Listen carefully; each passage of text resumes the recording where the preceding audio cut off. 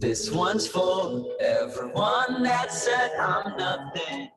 Welcome back to WLOI Low Radio, streaming online at WLOI.org and Campus TV channel 111.1. This is After the Whistle. I'm Jeffrey Bozzi alongside my co-host Jimmy Cody. We were previewing some of the Week 3 games for the NFL. We're going to continue that, and we left off in the 4 o'clock window, and there's a key NFC West showdown going on in the desert between the LA Rams and the Arizona Cardinals.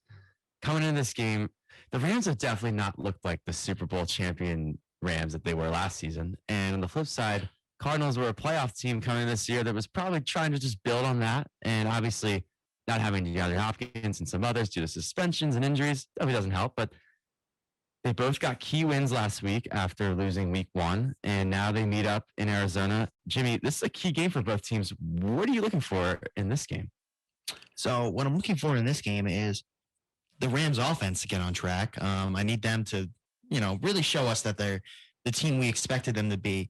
Really just the Rams in general need to get on track. I mean, they've been out of sync, I felt like, on both sides of the ball at times this year.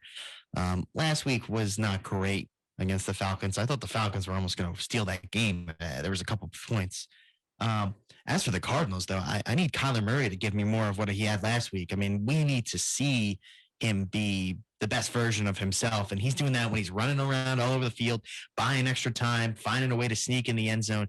He needs to do that kind of stuff. And last week was one of his probably, I thought, better games. I agree. And I think one play that literally sums up everything you just said about Murray was that 2-point conversion, or was that the touchdown that he had when he ran around for 22 something seconds and he found a way to get in. I think if he can make plays like that and make the regularly scheduled play called plays, I think he's going to be fine. Now, they're going to have to put up a lot of points, I think, because I think the Rams are coming in. They're trying to get their offense on track. Stafford definitely has not looked like his usual self. But I think it's going to be a battle. Who do you like? It's tough. I know I might be in the minority here, but I think the Cardinals, I think I liked what I saw last week. I think that last week was a momentum builder. That was a great comeback. I like the confidence I think they're going to play with after that. Because I think that was a confidence-boosting win. And the Rams haven't looked great to me. 3.5, the number feels about right. I could see the Cardinals stealing this one. I can. Yeah, you make good points. They're home, too. That is true. They're a much better bet, I think, team. They're a good team, I think, at home compared to their road team. So, even though the record doesn't show that this year. I agree. Because they've won their one game on the road. But still, they do find a way to get some wins at home. And they can put up points. They can. Listen, my short answer to that question is I'm taking the Rams just because I think this is a get-right game for the defense. I really think their defense needs to play well because they've given up 31 and 20. They also gave up 27 to the Falcons. And we'll talk about the Falcons in a moment when they play Seattle, but the defense really needs to step up because we know how good the defense is and what it can be. They have studs on the defensive side of the ball. And listen, the Cardinals have a pretty potent offense. I just think if the game's close in the fourth quarter and the Rams have a slightly, I think I trust the defense enough where they can make plays, especially Donald and Ramsey. I think they can win their one-on-one matchups, whether they're double teamed or whatever. I don't know. I think the Rams squeak it out on the road, but I'm going to stay on the West Coast with the Falcons and Seahawks. Not very appealing game to the public, but we can go through this very, very quickly. It's a pick'em game. Falcons are coming off a game where they almost came off a miracle comeback win against the Rams. Great comeback attempt. Seattle got blown out in San Francisco. I think Seattle's, I trust them enough where I think if they can play like they did week 1, at least that version of it, I think they can win. But Atlanta looked pretty good in the second half of that game. So if I had to pick it, I think I'm slightly leaning Seattle. Yeah, I'd go with Seattle. Or never mind, I'm sorry. I actually like the Falcons in this game. I think the Falcons, they've shown me enough in the last 2 weeks where I think they can be a competitive team. I do like their offense. I think their offense has actually played okay. I think they need to do a better job of getting the ball to Kyle Pitts. It's really priority number 1. But I think their offense is in a good place. The only problem is their defense gives up a lot of points. And we need to see some improvement out of A.J. Terrell because I mean, it's been for a couple of weeks that this guy has not played good. I mean, this was the guy we're talked as the number one corner. There was discussions about him possibly being the best corner in the NFL. He is nowhere near that level right now. There's a lot of guys who are in front of him, and he needs to be more like last year, AJ Terrell, if he's going to be, what people expect him to. All right, so we got 2 more games before we talk about the Ravens and the Patriots. One of them's are my team, but I think these are, 2 of the bigger games this weekend. Packers Bucks. We also want to welcome in, by the way, our caller, Derek Yost. Derek, how are you today? Welcome to the show. Hi, yeah. Thank you guys for having me. Big fan of the show. I'm doing well. How about you guys? Derek, Packers Bucks. What do you think this week? I know you're a big Ravens guy, but you know your football. So where do you see this game going this week? Honestly, I like the Bucks in that one. I think it's going to be a low scoring game, but I think the Bucks are going to take it in the end. I don't think the Packers are the same team that they've been in the last couple of years. Like, I know they still got Rodgers, but they don't have the offensive weapons. Losing Devontae Adams really hurts them, I feel like. So, yeah, I can see the Bucks taking that one. Yeah, I'm kind of in the same place, Derek, because we watched the Vikings-Packers game, and the offense did not look in sync at all. I know they got Alan Lazard back the second week, and the offense was improving a little, but they just don't feel like they're not the high-powered offense we've seen in the past. I feel like they kind of are at their best when they're running the ball. That's when they really seem to be the most productive, and that's a much different expectation, and it's also a much easier offense to handle than one that throws it all over the yard and throws for 500 yards passing. That's kind of what we've come to expect from the Packers, but they're really not that kind of team. I'm actually in the minority here. I'm taking the upset. I think Green Bay pulls off the upset. You guys are totally right about Tampa Bay in the sense that, listen, their defense is unbelievable. They've been so good the first 2 weeks. The part of me why I'm picking Green Bay is Tampa Bay is banged up offensively, especially at receiver. And listen, I trust Brady enough where he can make no-name guys into... Whoa. Cole Beasley is not a no-namer. You can't forget about the big signing, Cole Beasley coming in, baby. Yeah. I was going to say him and Russell Gage are probably going to have to be the 2 guys that carry the load outside because Evans will not be playing. I don't think Godwin will be playing. I don't know about Julio. Julio is questionable. This could be a big Julio week. This could be a big Julio week. I don't know. I just think I'm feeling an upset. It's one of those games where it's not really for any particular reason. I just think Green Bay can score maybe 20 points. They need to get to like 20 points. I think they can do it. I think running the ball will be really difficult against Tampa Bay, but I think they can do it. I mean, A.J. Dillon, I trust him. I think if you get Jones on the outside receiving, I think that could be a little bit of a problem. I don't know. And Tampa Bay's offense hasn't really impressed me that much. They've been kind of pedestrian a little bit. They haven't been great. They haven't been terrible. But I don't know. Feeling an upset. I don't know why. Well, it's not really an upset because right now it's a pick 'em. Oh, it is? Yeah. So I said upset because Green Bay was they were +1 or 1.5. They were originally +1.5. Wow. Yes. So it's now it's on a pick 'em. I mean, really, that Evans suspension kind of ruins the game for Tampa Bay. I mean, that really is a huge suspension. A huge loss. Yeah, not having Mike Evans is huge. All right, let's talk about the big Sunday night game. I don't even know how people are being able to sleep this week. We got the San Francisco 49ers. Jimmy G's making his first start as Jimmy G, the quote-unquote backup, even though he led the team to the NFC Championship last year. He's now the backup. It's crazy to even say that. He's the starter. So we're going to see him travel to Denver, taking on Denver Broncos. And this is a team, both these teams need the win. Really, like, do either of these teams want to go to 1-2? Probably not. At least from the Broncos' perspective, they need this win really bad because they need to keep up with the Chiefs and the Chargers. And if they drop to 1-2, there's a chance they could be sitting all the way at the basement of the division. Or if they win, they could be sitting in first place tomorrow. Just saying, it's possible. So this is a huge game for them. And then the 49ers too. I mean, what is there to say other than I think a lot of people think the team is better with Jimmy Garoppolo than it is Trey Lance. Jeff, you have anything you'd like to say about the game? Yeah, I think it's going to be very close just because I feel like these teams play similar styles in the sense that they want to get the run game involved.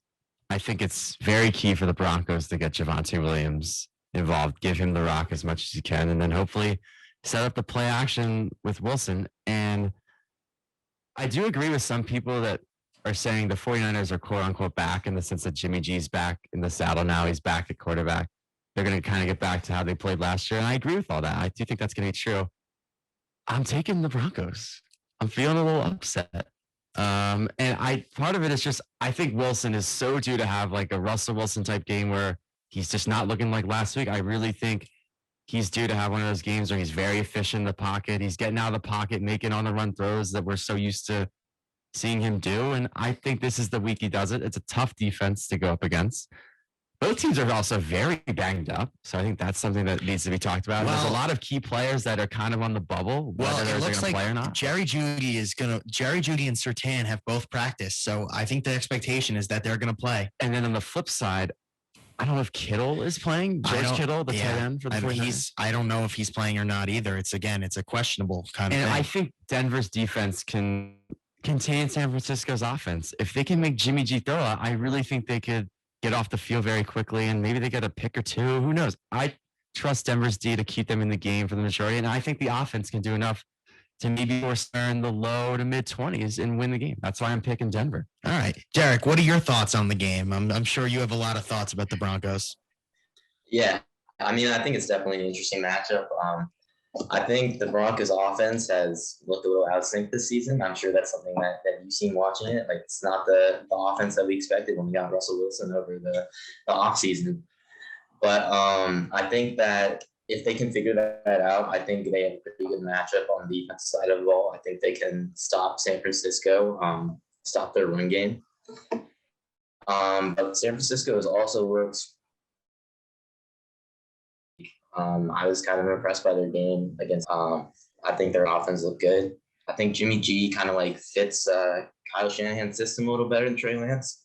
I don't know if that's just like growing pains or whatever, but I agree with that. I think that's a good take because he does seem they find a way. Their offense much better in sync when Jimmy G is like. back I don't there. think they expect him to do a lot. Just like complete the short throws and like hand the ball off to whoever they have a running back. Seems like they got a new running back every week.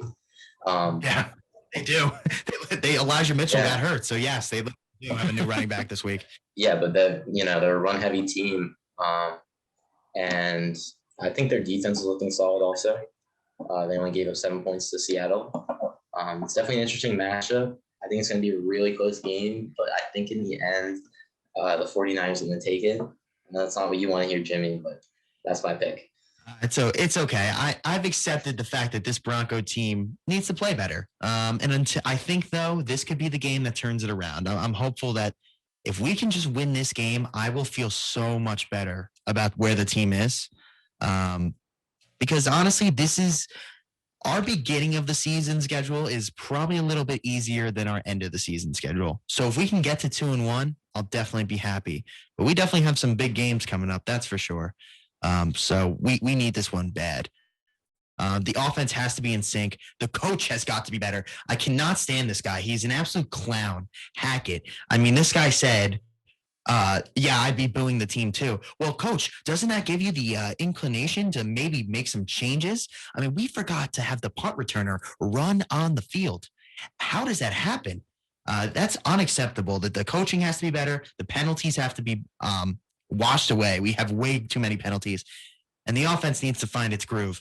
And I agree with you, Jeffrey. It needs to come down to Javonte Williams. They need to pound the rock. There's no reason Javonte Williams should not be getting 25 carries this week. If he gets 25 or at least touches the ball 25 times, because I understand he can catch the ball too. He needs to touch the ball 25 times. If he touches the ball 25 times, we win. I don't want to see anything more than 2 carries from Melvin Gordon. If Melvin Gordon is getting like 7, 8, 10 carries, you may as well just hand the 49ers the W at halftime. He had 10 last week. I'm looking at the box ridiculous. The guy does not need to be touching the ball that much. Let's get Javonte Williams the ball.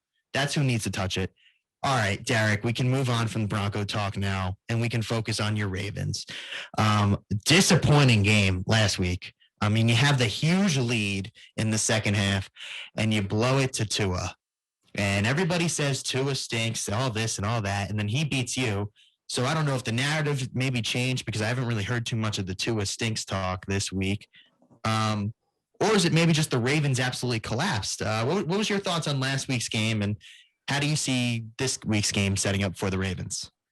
I mean, yeah, it was a very tough, hard game for me to watch. Obviously, just watching them collapse like that, that's not what you want to see. I think it's more on their defense than it was on Tua. Like, Tua played well. He took advantage of their mistakes, but I don't know, like, what maybe the Ravens need to get new trainers or something, but like the last like 2 or 3 seasons, they've dealt with so many injuries. Like they're down to 2 pass rushers now. I think they just signed JPP. They did. But Marlon Humphrey and Marcus Peters did not play in that fourth quarter. And I think that's a big part of why Tyreek Hill and Jalen Waddle had so much success at the end of the game. But yeah, like that's something that really can't happen. Like when you're up 35-14 in the fourth quarter, you shouldn't lose that game. Like that's almost worse than like the Falcons. Almost. Yeah. Yeah. Well, speaking of the defense, so they're going up against the Patriots this week in Foxborough. Their home opener, the Patriots, that is. I think this could be a get-right game for the defense because I don't know how you feel, Derek, about the Patriots offense, but it doesn't really scare me that much just because they don't have a lot of explosive playmakers at running back and receiver. So you think this is a game where the defense can kind of get back on the right foot? Yeah, I think so for sure because, like you said, they don't have a whole lot of weapons. Like the Ravens the Patriots are a very run-heavy team, and I think the Ravens have been, decent at stopping the run this year. I don't think they're gonna put too many points up on the board, and their offense, the Ravens' offense, has looked great so far to start the season. Lamar's been playing excellent, and so. Yeah, I think that they'll be able to score more points in the end. And if their defense can just make a few stops, I think that's a game that could go in their favor. I'd agree more. They definitely have the advantage on offense. Like I think the Ravens are going to be able to score no matter who they play against, just because, I've seen some improvement from their offense. I think their offense has definitely gotten more, especially in terms of the passing. I think Duvernay and Bateman, they're your receivers. They're the guys that you're going to have to rock with. And I think they've been good this year, honestly. Derek, what are your thoughts about them? Especially Duvernay. He's really came out of nowhere.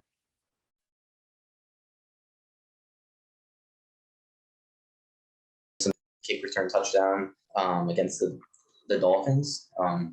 I don't think they really use him that much as a receiver, which is kind of weird because he is a talent. He has a talent for it. But I think Mark Andrews is definitely their top target. Yeah. And then Bateman's the number 2. I've been impressed by him so far. I think he needs to get more looks for sure. But then after that, like it's running back situation has been an embarrassment though. Like they really need to hope Dobbins can play this week because Kenyon Drake, man, he is just not it. The guy is just clearly he's lost a step after the injury. I can see why the Raiders cut him and decided to just eat the contract because he has just been horrible. I mean, he really does not do anything for me as a running back there. The guy is definitely struggling. And I think you kind of noticed this too last week, Derek. We were saying this compared to the Jets game compared to the Dolphins game. They ran Lamar a lot more. You saw that like urgency in their offense where they're like, all right, we have to use Lamar. We have to get him in space. They definitely ran him a lot more than they did against the Jets. Yeah, for sure. I feel like against like tougher teams, like when it's a closer game, they're going to have to rely on Lamar more just because he is their best offensive weapon, like their most explosive player on the field. So you have to use him.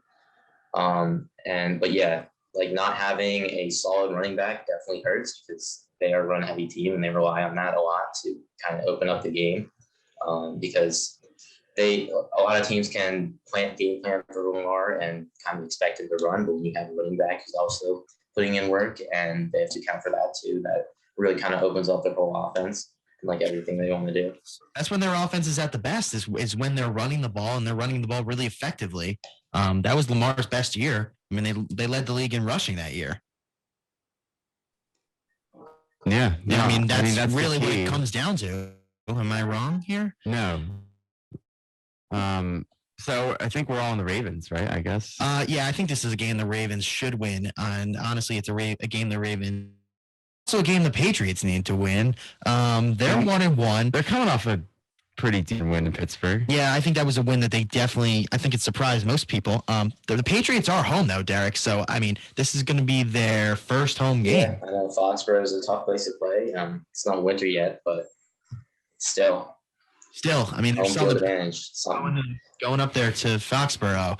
You know, it's never an easy game. And actually, I'm pretty sure the last time you guys went up there, you guys lost, right? It was on Sunday Night Football, if I remember correctly. It was a couple of years ago. Rainstorm. Yeah. So I have no idea what the weather's supposed to be this weekend in Foxborough. Look at that. Look who's walking out there. Sean Henbach, our infamous caller, big Jets guy. Wonder how he'll feel after this week. But back to the Ravens Patriots. It's definitely a game the Ravens need. That's for sure. That cannot be understated. And I think you definitely need to see improvement out of their defense because it doesn't really get that easy for the Ravens. They have a very tough division. Yeah. And they the Bengals in 2 weeks on Sunday Night Football? They got Buffalo next week. Buffalo. Oh, they have Buffalo. Yeah, so they need this win because if they're going into Buffalo at 1-2, that is not good. That's luckily for them, both of those games are at home, so we'll see. Yeah, they have some very big games. They need this one then because I have no idea what's going to happen over the next 2 they're going to weeks. get it done. I think they'll get it done. Yeah, I think the Ravens will get it done too. All right, Derek, anything else to add about the Ravens here? I mean, I don't know how much truth there is to this, but it's not a good sign that they get 2 new mascots and then just blow a game in the fourth quarter. Hopefully that's not a sign of more things to come. That's true, Derek. I mean, we definitely forgot to talk about the mascots. Yeah. They get 2 new ones and then they blow a 21-point lead. I don't know. Maybe the mascots are the problem. There's definitely a chance that the mascots are cursed. Maybe. I guess we'll have to see this week. Oh, lives on. Hopefully Poe gets healthy. Yeah, they need Poe to get healthy. Yeah. Did you guys actually see the Ravens social media team made a little video about the new mascot tryouts? No. You know I did who not was in see it? that. Iggy the Greyhound. Oh. Yeah, Iggy made it big time. Good for him. Yeah, good for Iggy. Stepping up into the Yeah, spotlight. go Loyola. Go Greyhounds. Always. Yep. All right, so I think that's all the time we have for today. Derek, thank you for coming on. I thought you did a good job as our chief Ravens analysis person. Yeah, thanks For a today. lot. We'll definitely have you on again for some Ravens talk. Also, some hockey talk once that season gets going. We'll definitely have to have you on for that. Yeah, look forward to it. Thank you you guys for having me on. Yeah, Of course. Thank you for coming on, Anytime. Derek. Thank you. And good luck to your Ravens this week as well. Jeff, I turn it over to you. All right. Yeah. Like you said, that's all the time we have for today. We'll be back on Monday recapping the Sunday slate and big Monday night game going on in the Meadowlands. We'll preview that too. Be crazy on this show. Yeah. We have so many people who want to. Get ready for that. There'll definitely be some fireworks there. But thank you for listening and have a great weekend. We will be back on Monday.